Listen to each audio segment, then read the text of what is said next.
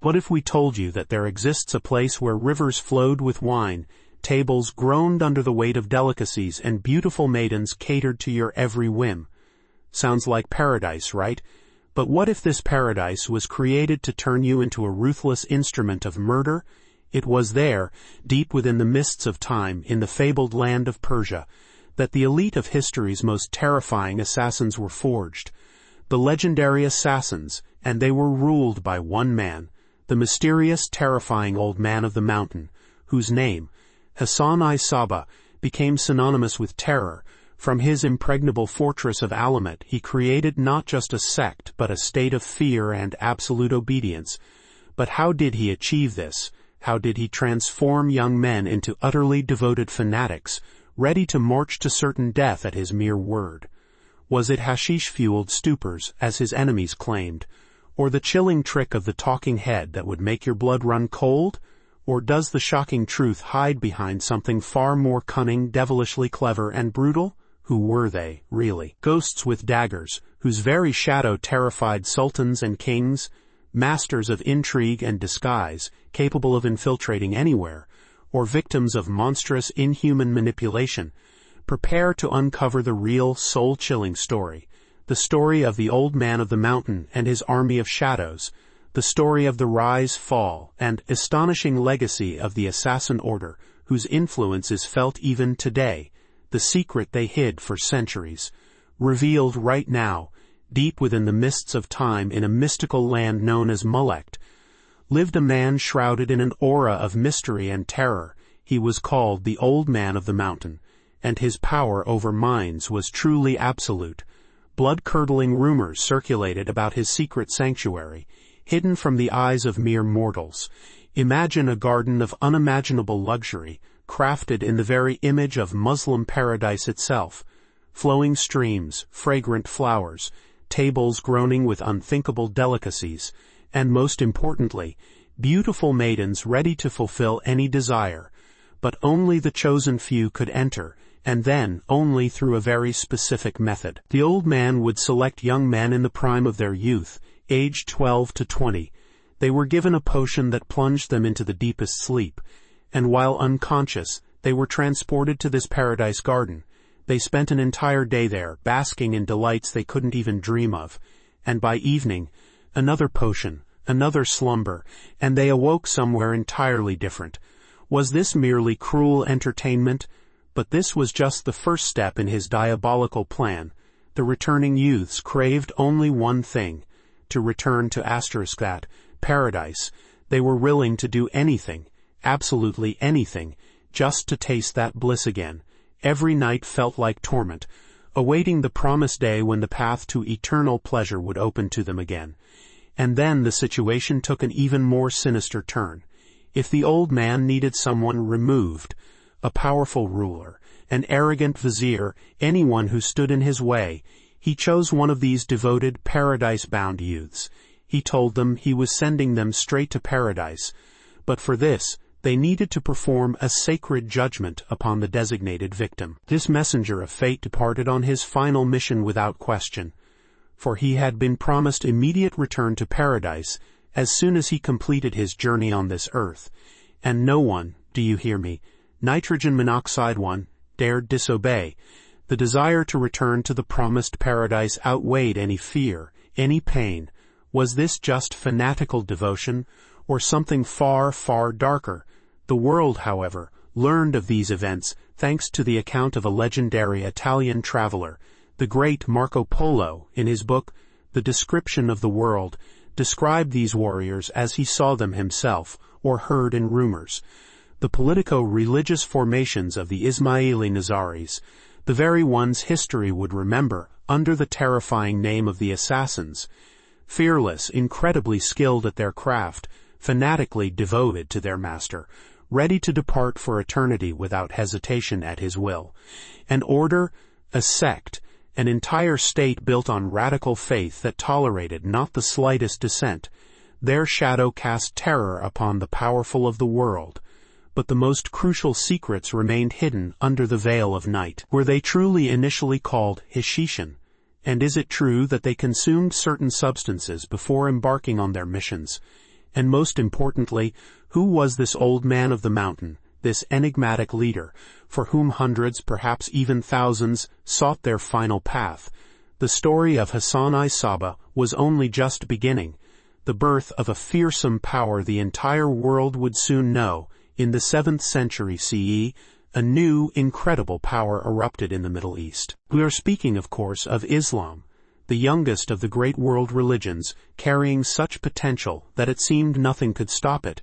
The previously scattered tribes of the Arabian Peninsula suddenly fused into a single, unstoppable force, and all thanks to whom? Thanks to Muhammad, a charismatic preacher, the prophet of a new faith, the true representative of Allah on earth. Under his banner they marched to incredible victories. It seemed destiny itself bowed before them.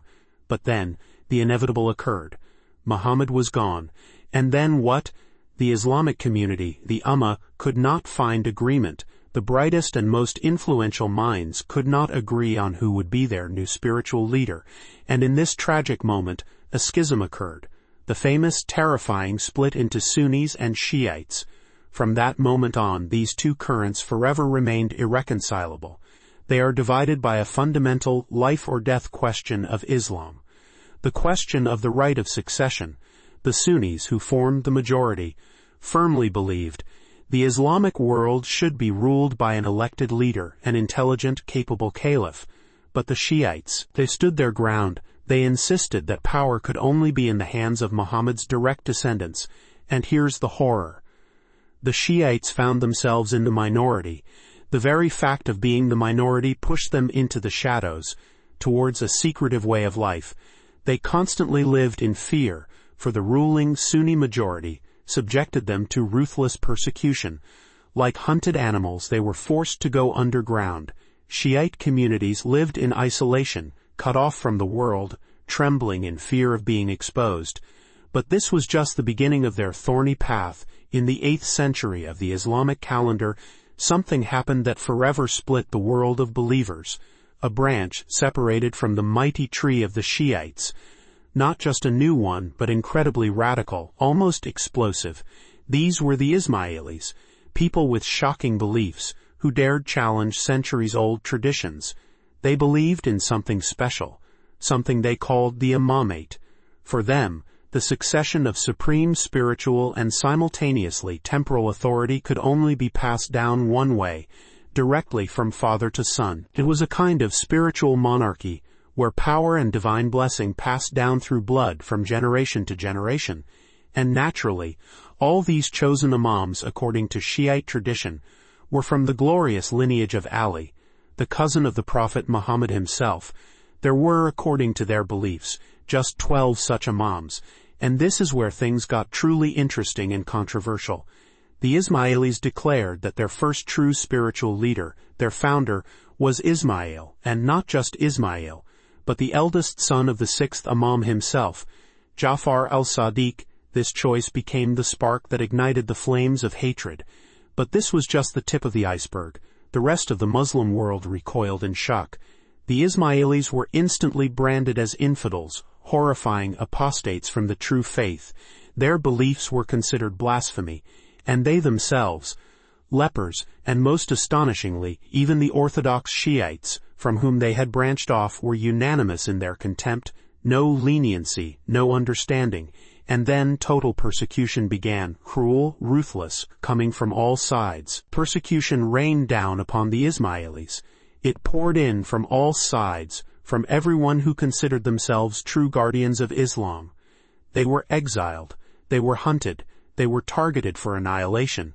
No mercy, no salvation, however. The worst was yet to come. This persecution only tempered them, drove them into the shadows, making their teachings even more secret and dangerous. Suddenly, in the 10th century, when it seemed the Middle East was mired in the endless squabbles of old empires, a new, formidable player burst onto the scene. This was the Fatimid Caliphate, a force that swept through like a whirlwind of conquest. Lightning fast, they subjugated North Africa, Palestine, Syria, Lebanon, Yemen, and even distant Sicily, the very heartland of the Islamic world. The holy cities of Mecca and Medina fell at their feet. This was an empire of incredible scale and audacity. The ruling dynasty and all their powerful nobility professed Ismailism. And imagine how this strengthened the position of this movement. Suddenly, Ismailism became the faith of rulers, the religion of power stretching across vast territories. It was a triumph, however, beneath the gold of their might, the seed of future conflict was already brewing. In the 11th century, Caliph al-Mustansir stood at the head of this colossal caliphate. He had many children, but only 2 sons reached maturity, the elder, Nizar, and the next, al-Mustali, according to ancient, unshakable Ismaili custom. The next caliph was supposed to be Nizar, the firstborn, but then the unthinkable happened. For reasons that remain a dark historical mystery to this day, al-Mustansir rejected his eldest son. He stripped Nizar of his right to succession, passing it to the younger, al-Mustali, and as if that wasn't enough, the caliphate's vizier, al-Afdal, a man in whose hands colossal temporal power was concentrated, a true power behind the throne, sided with al-Mustali. But this was just the beginning of the catastrophe. After Caliph al-Mustansir's departure, Nizar did not submit. He entered a desperate struggle for his legitimate right, challenging not only his brother but the all-powerful vizier. It was a battle of David against Goliath, where the stake was the throne of a vast empire. But history is cruel. As a result of a horrific betrayal by one of his close associates, Nizar was captured. His fate was sealed. He was brutally murdered, cutting short the life of the legitimate heir in the prime of his life. And then the situation took an even more ominous turn. This tragic demise split the Ismaili world in two. The gigantic, painful schism that determined the fates of millions. The imams who recognized al-Mustali's authority, settling primarily in the territory of modern Yemen and western India, became known as the Mustalis. Those who remained loyal to Nizar's memory, who recognized him as the true heir and imam, became the Nizaris. And guess what? By the 11th century, these Nizaris held incredibly progressive views, even against the backdrop of the rest of the Muslim world. They championed rationality, advocated for racial, ethnic, religious, and cultural pluralism. They spoke of social justice. It was a movement of bold ideas. It was from this upheaval, from this Nizari movement with their bold views, that the man whose name would forever enter history as a legend was to emerge. Hassan-i Sabbah, the tragic demise of Nizar. What a shock it was! His orphaned followers found themselves in complete disarray. Like lost souls in a raging sea of despair, who could dare take the place of their fallen leader? The fate of the entire movement hung by a thread. But wait, among them was one man whom the departed leader trusted implicitly, a figure of undeniable authority and deepest respect. His name? Hassan-i Sabbah, a name already whispered with reverence, and perhaps even a touch of fear. But who was this mysterious man? Sources offer astonishingly contradictory details about his early years, shrouded in a veil of secrecy. One thing, however, is known for certain. He received a brilliant education, astonishing for that era. Just imagine, he honed his intellect at the legendary Islamic madrasa in Nishapur, under the wise guidance of Imam Muwaffaq himself, and some accounts suggest that during those very years, perhaps sharing a desk or maybe in long nocturnal conversations under the starry sky, he studied alongside the immortal Persian genius, Omar Khayyam, a true constellation of talent under one roof. But this astonishing intellectual prowess was just the beginning. The true drama was about to unfold. By the time Nizar met his tragic end, and the Fatimid state was racked by crisis, Hassan-i Sabbah had already become a force of nature, a charismatic preacher capable of moving mountains with the power of his words. It's no wonder the distraught Nizaris, persecuted and terrified, rallied around him. He gathered them, these downtrodden, fearful believers, and led them away from the suffocating embrace of Egypt. Their path lay towards the ancient lands of Persia, full of secrets. Ahead of them lay a true odyssey, fraught with peril. But few at the time could have foreseen that this grueling journey would forge something truly terrifyingly powerful.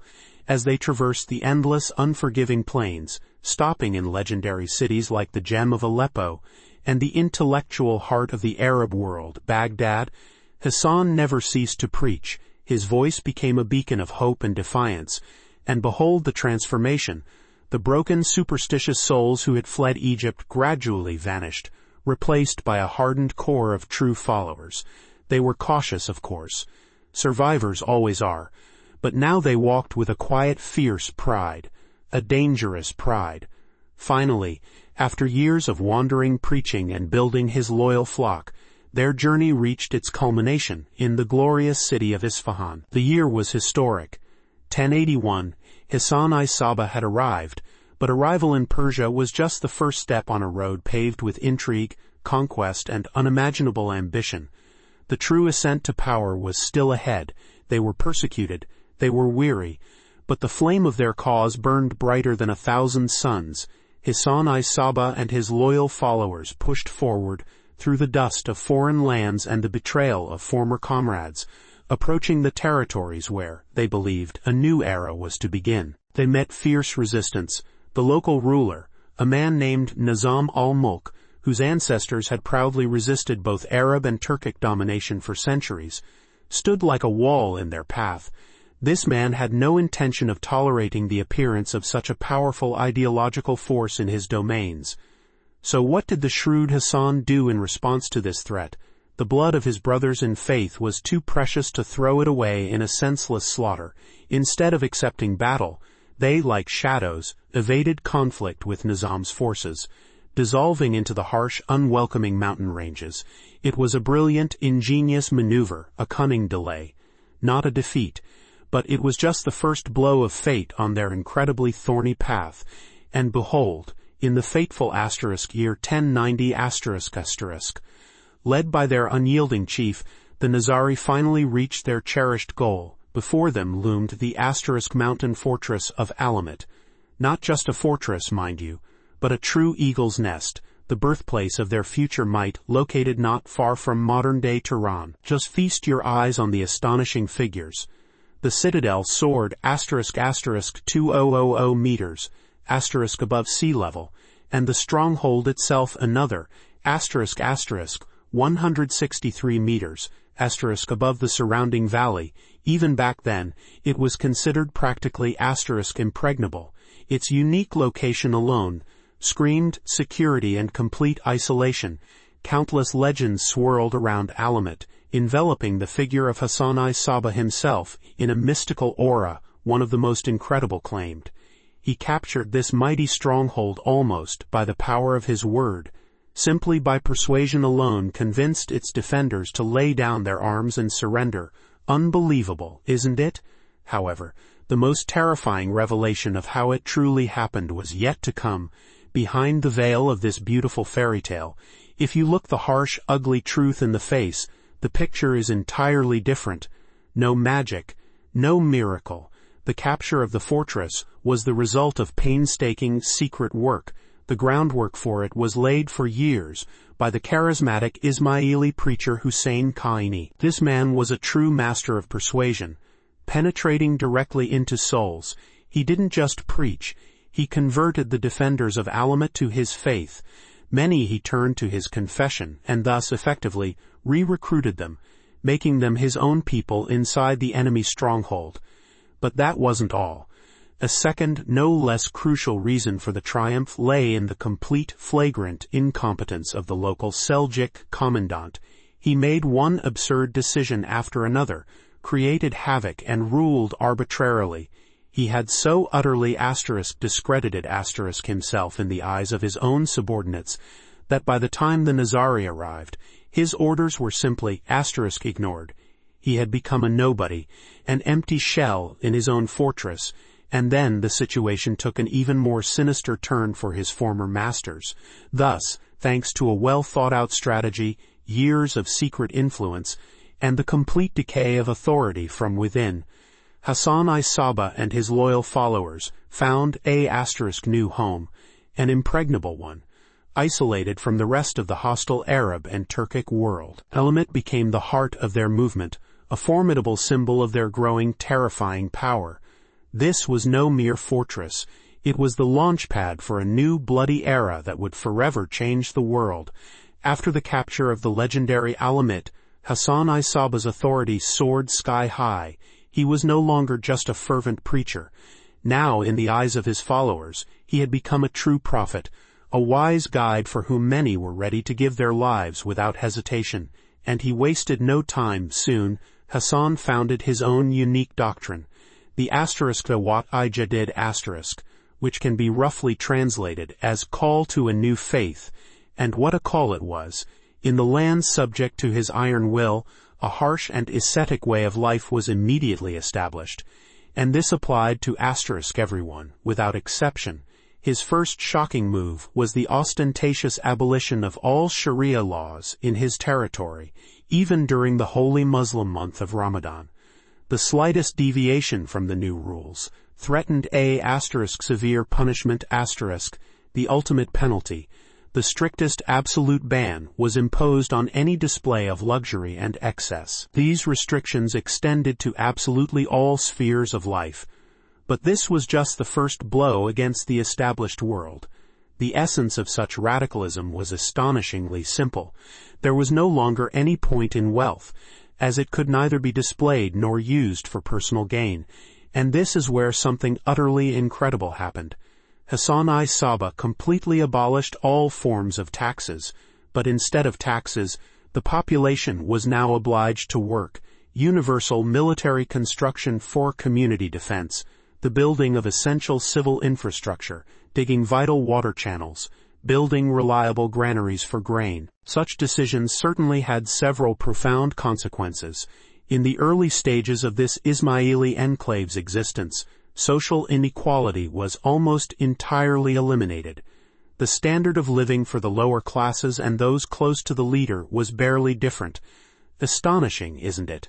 However, this was no free-spirited commune of workers. Rule was exercised solely by the authoritarian religious leader, Hassan himself. However, such an order demanded sacrifices, and the closest could pay the highest price. Hassan himself set a personal example for his close associates. Until the end of his days he led a life extremely ascetic, almost monastic.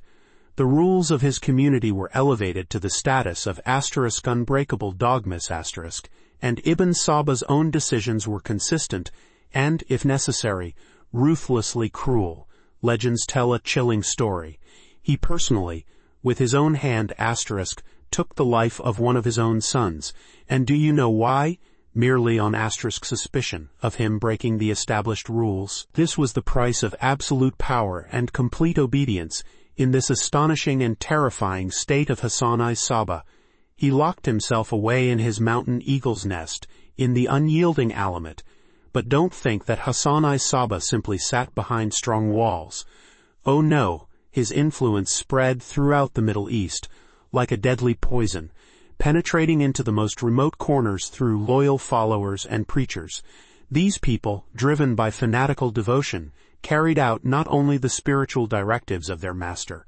They were his eyes and hands, his secret agents in pursuit of the most valuable treasure, knowledge. At the behest of the master, the rarest books and manuscripts were bought up throughout the region, containing everything from ancient wisdom to cutting-edge scientific research.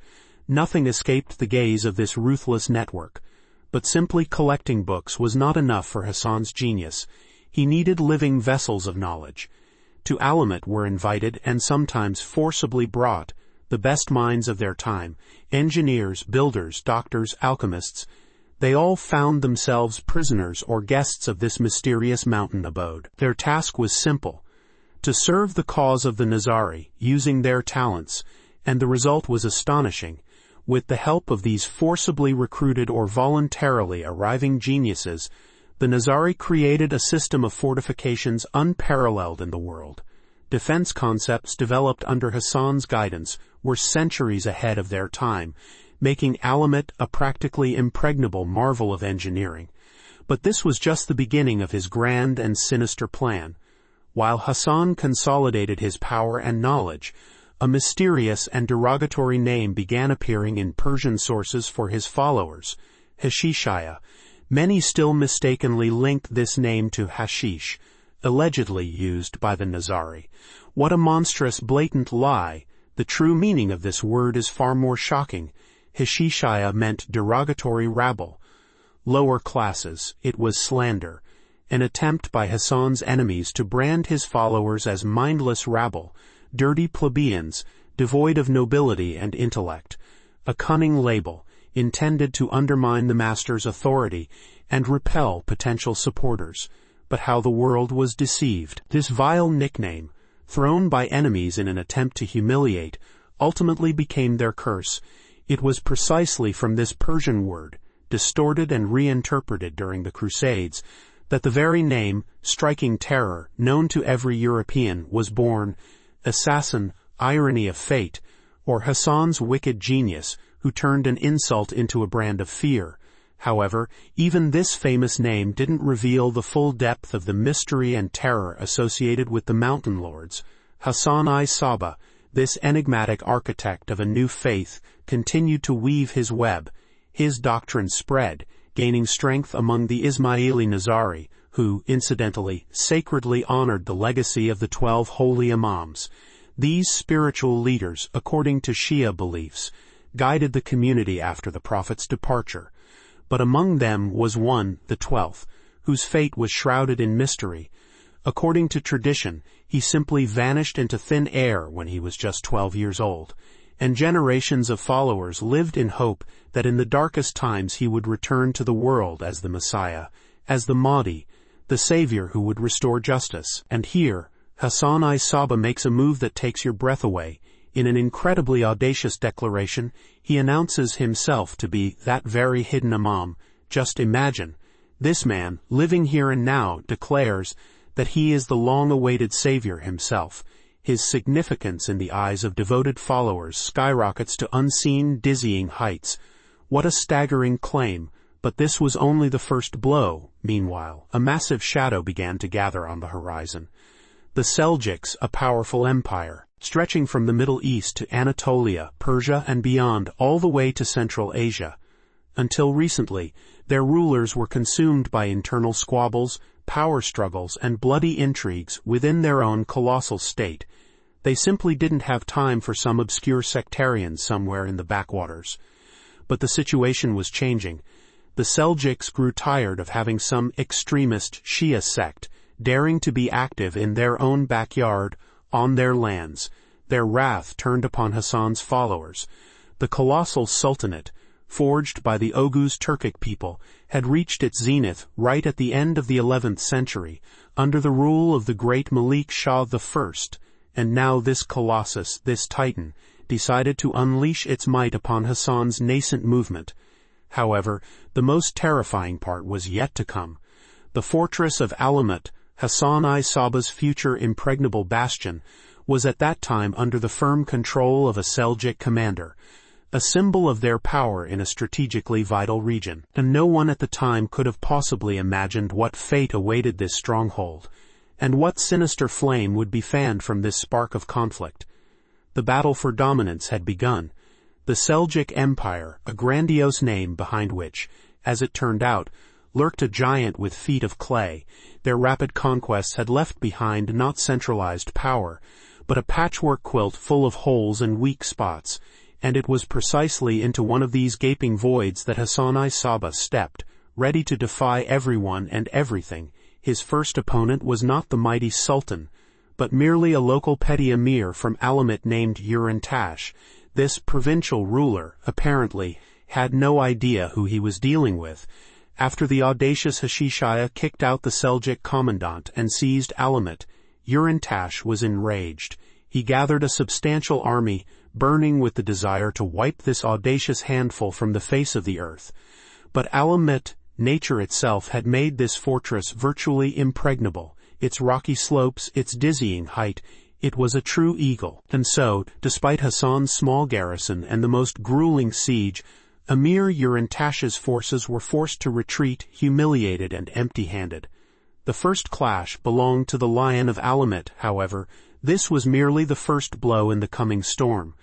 The setback at Alamut only emboldened Ibn Sabbah and his supporters. already in 1091. Just 1 year after the fortress's capture, Nizari agents orchestrated a veritable revolution in the strategically vital Persian region of Kuhistan. The Seljuk authorities, mired in their internal conflicts, simply did not expect such an audacious move. As a result of this lightning-fast uprising, several key cities immediately rallied to Ibn Sabbah's banner: Qain, Tun, Tershiz, Zavazan, and others. One by one they fell before the onslaught of Nizari preaching and organization. The population of these cities greeted the new rulers with enthusiasm, seeing in them deliverers from foreign Seljuk oppression. The new authority acted decisively and skillfully. In place of the hated Seljuk officials, their own representatives were appointed, governors, known as Kutwals. They immediately abolished a series of onerous duties and taxes imposed by the Seljuk state. It's no wonder the common people sighed with relief. But this was just the tip of the iceberg of the secret war that Ibn Sabbah was waging. Nizari preachers worked not only among the common folk. Their sights were set much higher. They actively infiltrated the highest circles of Seljuk society. Among the nobility, the clergy, the military elite, this was a subtle, insidious penetration into the very heart of the enemy. One of the most resounding triumphs of this secret work was the defection of the influential Rais Muzaffar Mustafi to Hassan's side. This man held a high position, and his decision was a shock to the Seljuks. Mustafi didn't just defect to Ibn Sabbah's side, he handed over another impregnable stronghold to the Nizari, the fortress of Girdka. Subsequently, Rais Muzaffar Mustafi became one of the most loyal and devoted companions of the Lion of Alamut. This incident proved the tactic of covert capture of fortifications, based on ideological influence and betrayal from within enemy ranks, worked flawlessly. The Nizari successfully employed this method again and again, extending their influence over strategic fortresses throughout Persia, and even preparing to step further, into Syria. And then the situation took an even more sinister turn for those who considered themselves masters of the world. His state, what an unusual creation it was. These weren't just lands united by borders. No, these were scattered rocky strongholds, like islands, lost in a boundless, raging sea of hostile domains, each fortress an impregnable cliff surrounded on all sides by powerful empires, thirsting for its fall. Seemingly, such fragmentation should have been a death sentence, a symbol of weakness. But fate, true to its eternal cunning, decreed otherwise. Against all odds, this strange fragmented structure proved incredibly effective. It was far more agile, more flexible, and, if we may be so bold, more powerful than the cumbersome, unwieldy state machines of the Fatimids or Seljuks. How could this be? What was the secret behind this astonishing resilience and unexpected strength? The answer lay not in landmass, but in something far more elusive and terrifying. Over time, two main pulsating hearts formed within this enigmatic domain. The first, the legendary Alamut, situated in Persia itself, shrouded in myth and fear. The second, Masyaf, its Syrian counterpart, no less formidable and mysterious. These fortresses became centers of gravity, strongholds, symbols of defiance. But even among these two giants, there was one that stood apart, endowed with a special aura, a special power. That was Alamut. It was considered the domain of the master himself, the spiritual leader, he whose name was already whispered with awe and terror throughout the Middle East. Hassan-i Sabbah. This wasn't just an administrative center. No, it was a sanctuary, the cradle of a new doctrine, a source of power the world had not yet seen. Here, behind these impregnable walls, something was born that could change the course of history. But this was just the tip of the iceberg. The true might of this state lay not within stone walls, but in the minds and hearts of those who inhabited them. Each fortress was not just a garrison, but a school, a monastery, where loyalty reached absolute devotion, and mastery was honed to deadly sharpness. Life there was harsh, austere, entirely dedicated to the cause and the will of the master. Food was simple, existence Spartan, but the spirit was unbreakable. It was this devotion, this readiness to go to any lengths, that made them invincible. Their strength wasn't in the number of warriors on the battlefield, but in the ability to deliver precise, paralyzing strikes where they were least expected. They were ghosts, capable of penetrating the most secure defenses, bringing retribution to those who dared defy the master. Their weapon was not only steel but also fear, rumors, absolute anonymity. The power of Hassan ibn Sabbah from Alamut was absolute. He was not just a ruler, but a prophet to his followers, a living embodiment of divine will. His word was law, his gaze a verdict, and rumors spread, whispers of secret knowledge, of miracles, of the readiness of his most loyal disciples to sacrifice everything at his single command. However, the most terrifying thing was yet to come. The world was just beginning to grasp the threat this mysterious leader posed from his mountain refuge, his state without borders, his army without banners. This was a new era of war, and Hassan ibn Sabbah was its harbinger, and neither the Fatimids, nor the Seljuks, nor anyone else was ready for the storm he was about to unleash upon them. The fateful year 1092 arrived, and fate once again tested the Alamut stronghold's mettle. The Seljuk Sultan Malik Shah, enraged by the audacity of a handful of rebels, threw colossal forces into the fray. Under the command of Emir Arslantash, a vast army marched towards Hassan ibn Sabbah's rocky lair, and by summer, the iron ring of siege was tightening around Alamut with inevitable cruelty. The enemy outnumbered the defenders hundreds of times over, dragging a terrifying number of siege engines with them, groaning monsters capable of shattering any walls. The situation inside the fortress seemed hopeless. Truly desperate, only a handful of brave souls had reinforced the rock. Barely 70 men ready to stand to the death. They simply hadn't had time to prepare enough water and food supplies for a long confrontation against this titanic threat. Collapse seemed imminent, but Hassan ibn Sabbah remained a model of cool-headedness. Not a shadow of doubt flickered across his face. But this was only the first blow of the storm.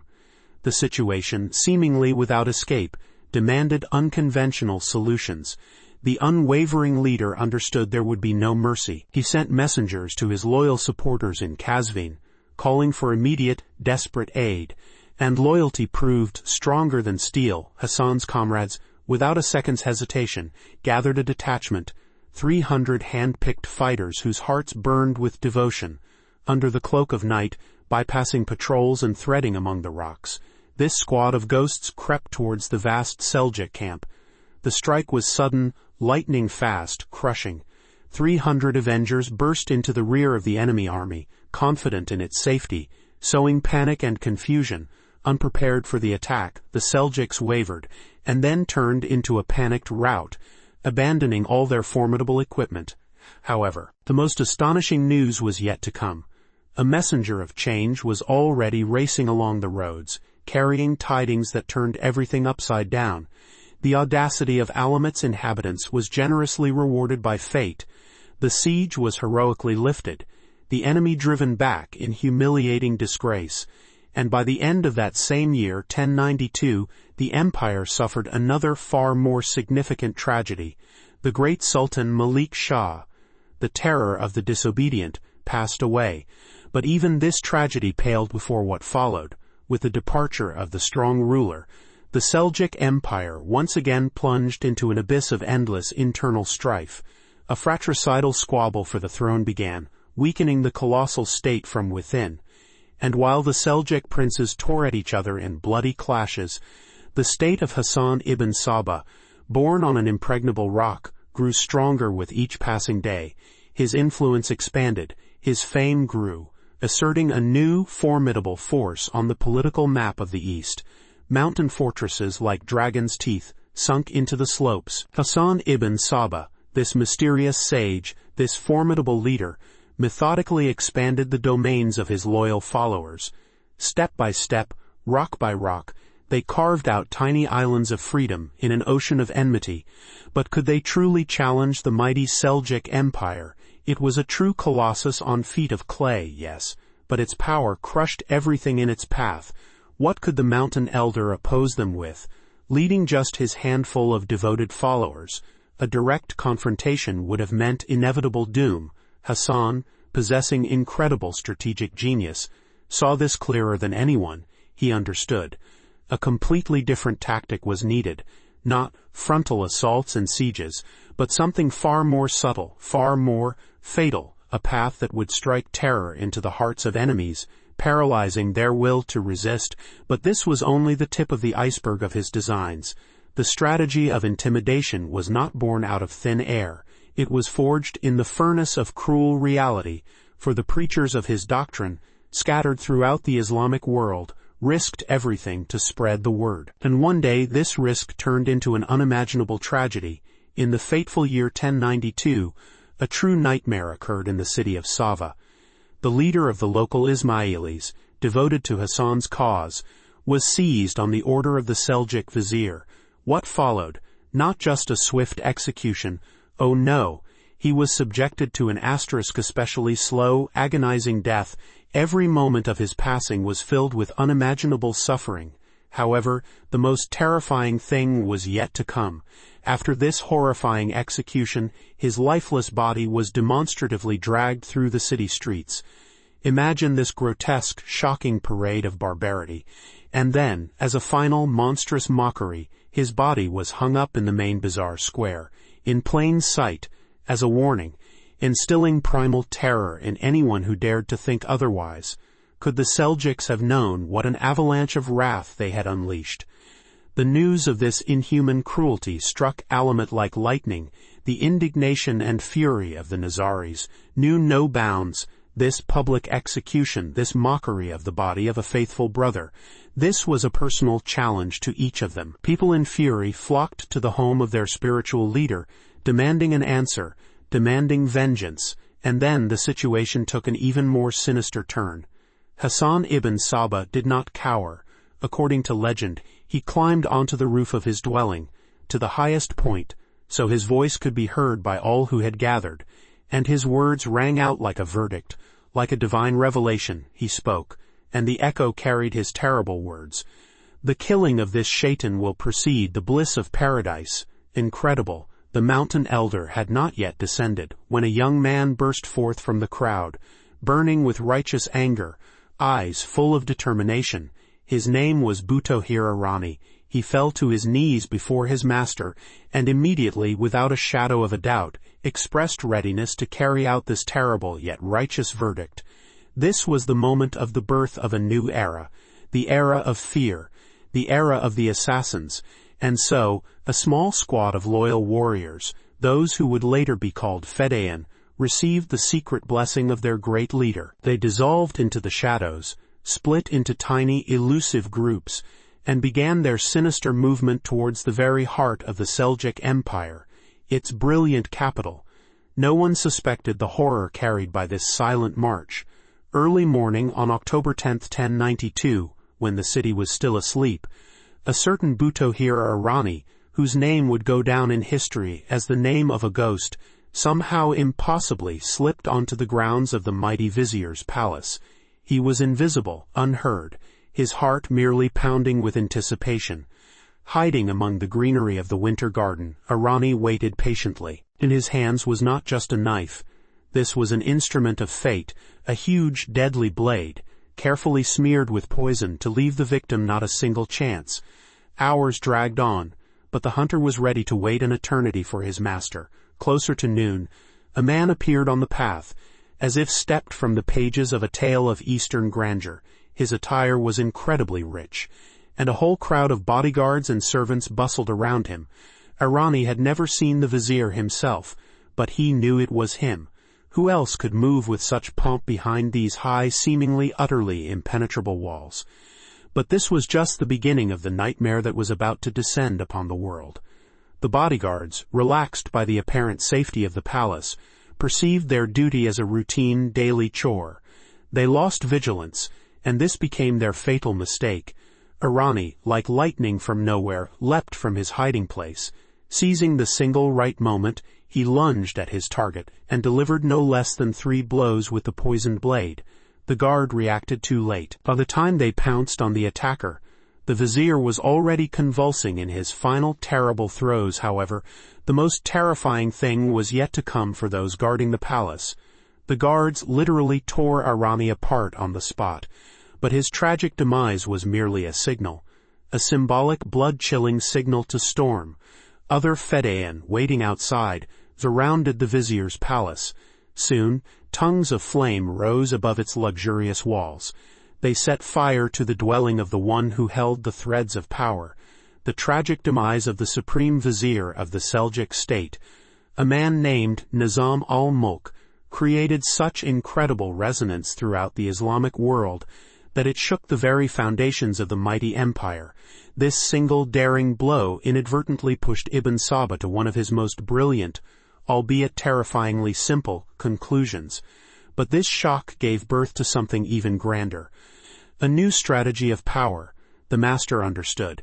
It was possible to build an incredibly effective defense system for his movement, for the Ismailis Nazaris, without spending colossal sums on maintaining a vast standing army. Why fight on the battlefield with thousands when you could simply remove those who made the decisions? He needed to create his own unique secret service. A service whose main task wasn't conquest, but intimidation. The demonstrative, relentless elimination of those on whom the fate of entire states depended. A secret service against which any walls were powerless.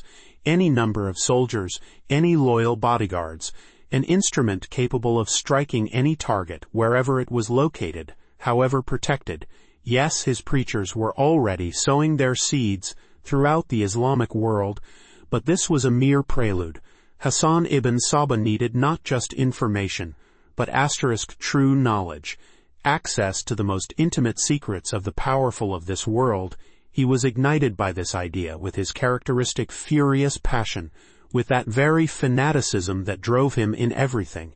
He conceived the unheard of, the creation of a network whose tentacles would penetrate the highest echelons of power, into the chambers of emirs and shahs, into the holy of holies of their courts. It was then, in this feverish pursuit of power and knowledge, that what today would be called recruitment was born.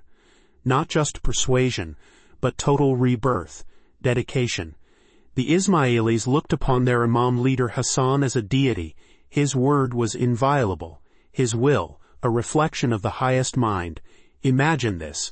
A believer, chosen for this secret service, considered it the greatest grace of Allah, a gift of fate for which he was born.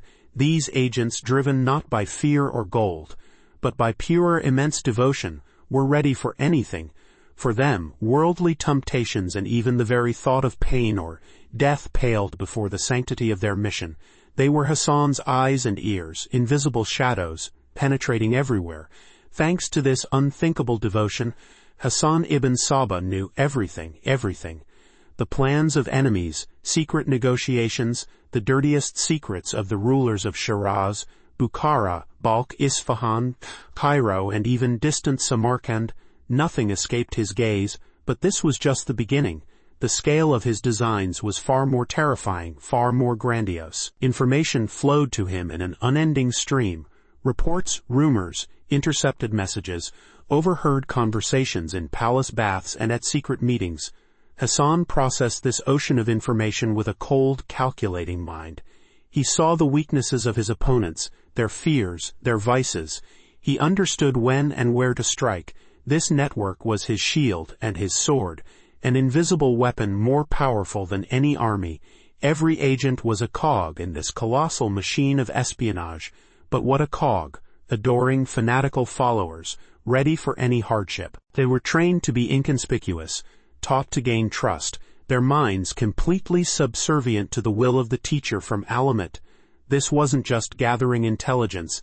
This was absolute infiltration. However, even such a perfect machine couldn't foresee everything. The darkest trials awaited him where he expected them the least.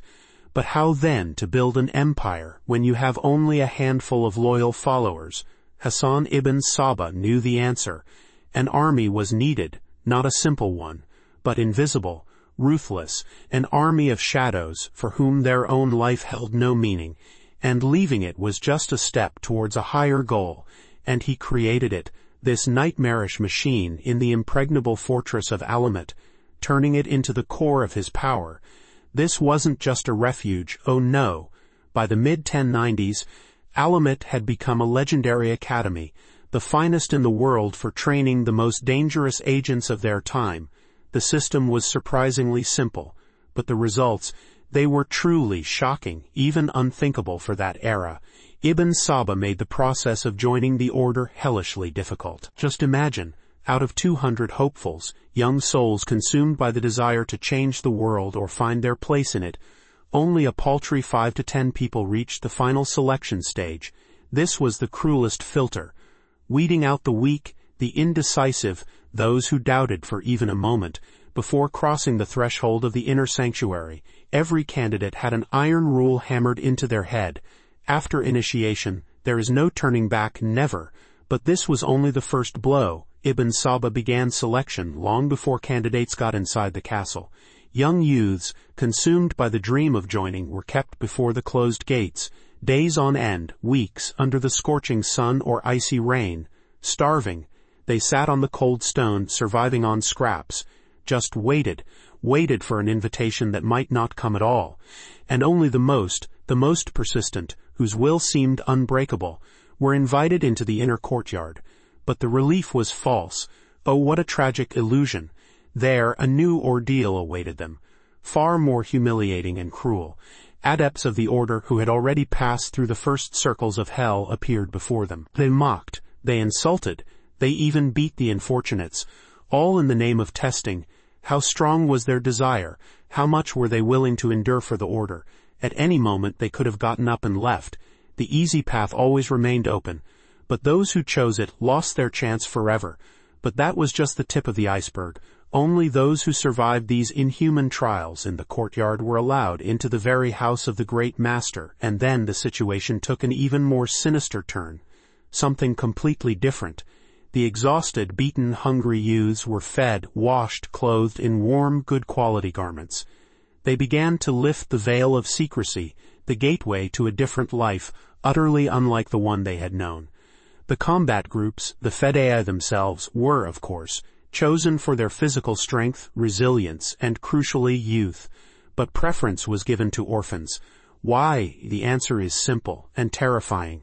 The future executor of the old man of the mountain's will had to forever, irrevocably sever any family ties. From that moment on, his life belonged to just one person, Hassan-i Sabbah, completely. Without reservation, true, they found no solutions within the order for their pressing problems, for the social injustice from which many suffered. But in return for the real life they surrendered, the old man of the mountain promised something far greater, something incredible, eternal, endless bliss in paradise gardens. An astonishing bargain, wasn't it?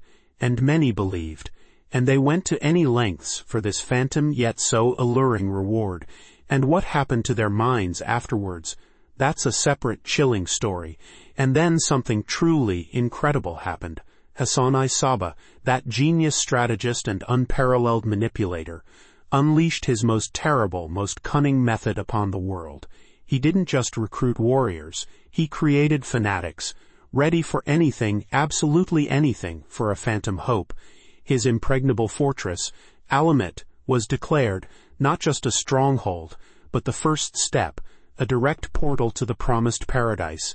Imagine it, a young, inexperienced youth, worn down by the harsh reality of the 11th century, was invited into the old man of the mountain's holy of holies. Contrary to widespread, though perhaps not entirely accurate legends about hashish, Marco Polo claimed that future loyal blades were drugged with certain powerful potions, and so, plunged into deep sleep, this unfortunate captive of dreams was mysteriously transported to a place that seemed nothing short of a miracle come to life. It wasn't just a garden, it was the very quintessence of bliss, an artificially created corner of Eden, where rivers flowed not with water, but with intoxicating wine, where tables groaned under the weight of unheard-of delicacies, and where, lo and behold, he was surrounded by creatures of unearthly beauty.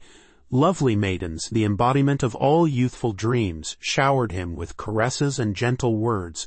They presented themselves as heavenly houris whispering the most seductive lie in his ear. You can return here forever. You just need to prove your loyalty by falling in battle with the unbelievers. But this was just the first shocking blow delivered by the cunning old man. Just a few hours later, before his mind had time to fully grasp the grandeur of what had happened, the youth was drugged again. Again deep sleep, again a mysterious transportation, and then he awoke, back in the harsh, unsightly reality of Alamut. But he was no longer the same. He believed with every fiber of his being, that he had truly been to paradise. From that moment on, nothing in this world held any value for him. Reality became dull, gray, unbearable. All his thoughts, all his desires, all his youthful energy were directed towards one single all-consuming goal: to return to that divine garden, to those alluring maidens, to that endless feast, considering the customs of that era, where for the slightest liberty with a woman one could lose their life, and for most poor men marriage was an unattainable dream due to the crippling bride price. You can imagine how powerful this psychological blow was. However, the most terrifying part was yet to come, for this paradisiacal deception was merely the beginning of the descent into the abyss. And then the old man of the mountain revealed his most shocking claim to the world. He declared himself not just a leader, not just a sage, but the very herald of Allah on earth. Breathtaking, just imagine. For the loyal Nazaris he became the living embodiment of divine will. What power! And here was his dreadful promise, both alluring and chilling: an instant path to the paradise gardens, bypassing any purgatory. But there was one condition, horrifying in its simplicity and cruelty. This blissful departure could only happen by his personal direct command. He never tired of repeating the secret saying, "Paradise lies in the shadow of Sabbah," perhaps referring to the deadly saber, the instrument of their future deeds. And here was the culmination of this monstrous ideology.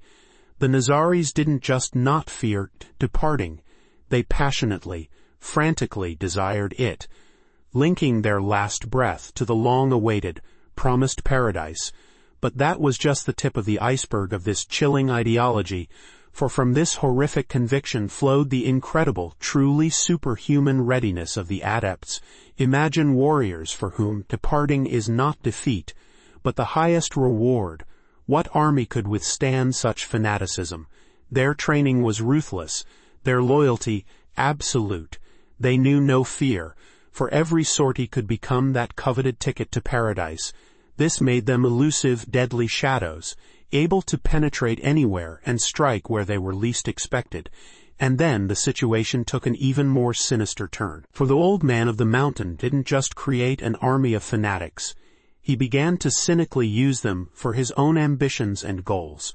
His orders were like lightning, striking targets that seemed unattainable.